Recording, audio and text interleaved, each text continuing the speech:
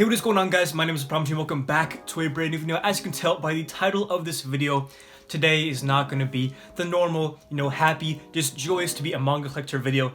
Today is going to be a little bit of a sequel to one of my other videos, my worst manga buying experience.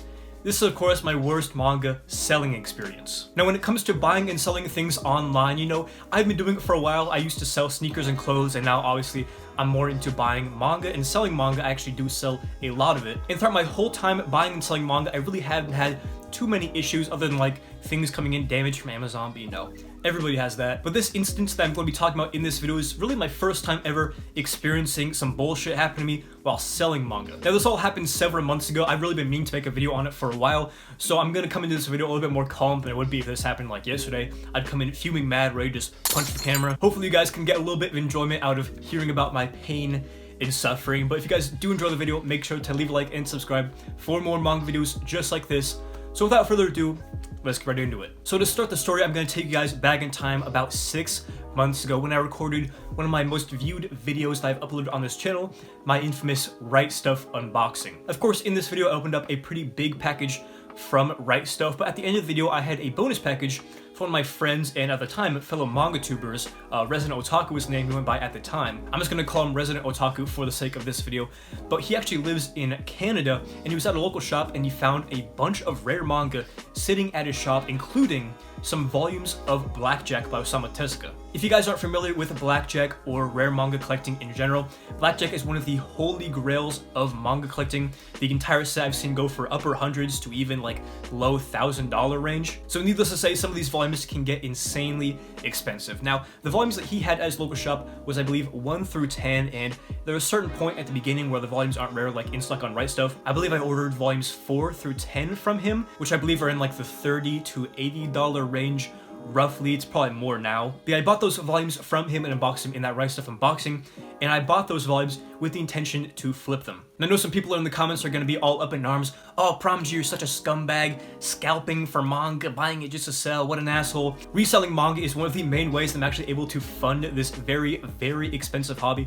I bought a lot of manga that I like to talk about on the channel, obviously a lot of more rare stuff, so selling manga and flipping it is one of the main ways that I fund it. So long story short, I found somebody on Reddit who's looking for Blackjack volumes on Manga Swap and basically said, I'll sell you all, I think 5 volumes for $40 a piece, so a total of $200 for these 6 Blackjack volumes. So like I always do, I bagged up the volumes in plastic bags to make sure they wouldn't get damaged or anything like that, put them in the box and shipped them out, and expected that to be the end of it. But lo and behold, a couple weeks later, I got a notice from PayPal saying that there was a claim filed against me. And the person who bought the books reached out to me and said that not only were the volumes water damaged, but there's also a complete volume missing in volume 10, one of the more rare ones. So when I got this message, I was really, really pissed off, either at myself for leaving out a volume, or at USPS for mismanaging the package and losing a volume somehow, or maybe, just maybe, the seller was trying to deceive me in order to get a discount or full refund on these very expensive volumes. So the first thing I want to mention is I actually filmed a second installment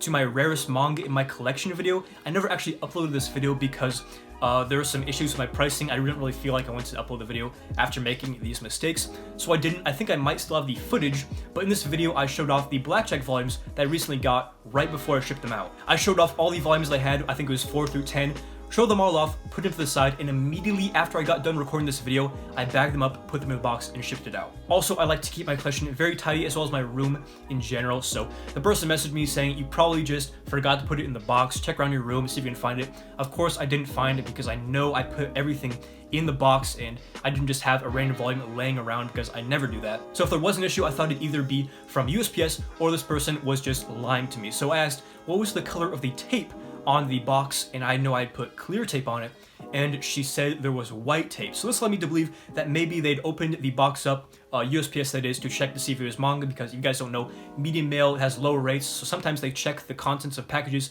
just to make sure that they're being truthful. And then this led me to believe that maybe they resealed it with white tape instead of the clear tape that I had originally put on the box. But then she said that it was an issue with her translation. I guess English wasn't her first language, so she misinterpreted white for clear, or got it mixed up, which, I can excuse that, whatever. And the second thing I want to talk about is the water damage. Now, I will admit there was a little bit of water damage to these books. Not really visible damage, but more so a little bit of warping. I'm pretty sure I have some of the pics of the volumes. They're not terrible, and for the discounted price that I gave her, I thought that was to compensate for them being a little bit warped.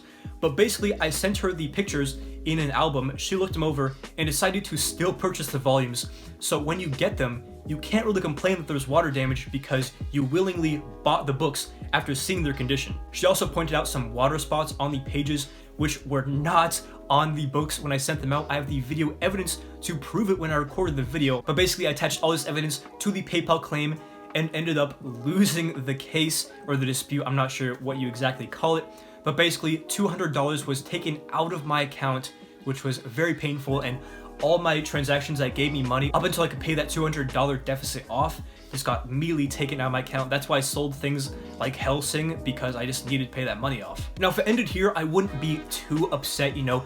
I get my stuff back and I sell it again, maybe for even more money. But the thing is, the thing that makes me think that this buyer was shady from the very beginning was that immediately after this case had been settled, and I said, you know what, can I get my books back? Since you said you were willing to send me them back if you won the case, she completely ghosted me on everything. I hit her up several times on Reddit direct messages, PMs, even her email. I sent her messages, didn't get a single reply on any of them. And the main thing that really hurts is I checked her account and she was commenting, getting more karma on Reddit. So I know she was on Reddit, but she was just choosing to ignore my messages. So even though I technically paid around 80 bucks for these books, I really feel like I got robbed for $200, and I'm not too sure if I can actually file a claim to get these back again. It was several months ago, so I don't know if I can still in that period where I can kind of retaliate to this. Also, when I did the initial claim, I said that I wanted a refund rather than getting my items back. So when I did that, I don't know if I'm ineligible to get my items back at all after she won the case. I really don't know. If any of you guys know or have any advice or how I should pursue this further, let me know in the comments below. But yeah, overall, really shitty situation. I just feel like I got robbed of a bunch of rare manga, which is probably even more expensive now, and it really hurts that she just blocked me. I don't even think she blocked me, but she just has not seen any of my messages, does not respond to me whatsoever after my countless attempts to reach out to her. I really don't know what to do, if I'm even protected by PayPal at this point. But you know, life moves on, and after all of my good transactions with all you great people in the manga community, I was bound to run into a bad apple or a bad case, you know. It was really inevitable, so I can't be too mad about it, but I just wish that I wouldn't have lost so much damn money. So yeah, that is the worst ever manga selling experience that I've ever had, hands down. Hope you guys did enjoy this video, hearing about my story, my trials and tribulations. But yeah, that is all I have for you guys in this video. If you guys did enjoy it, make sure to leave a like and subscribe for more manga videos just like this. Hopefully some more uplifting videos in the future. But yeah, this has been ThePromG. Hopefully you enjoyed the video, and as always, hope to catch you in the next one.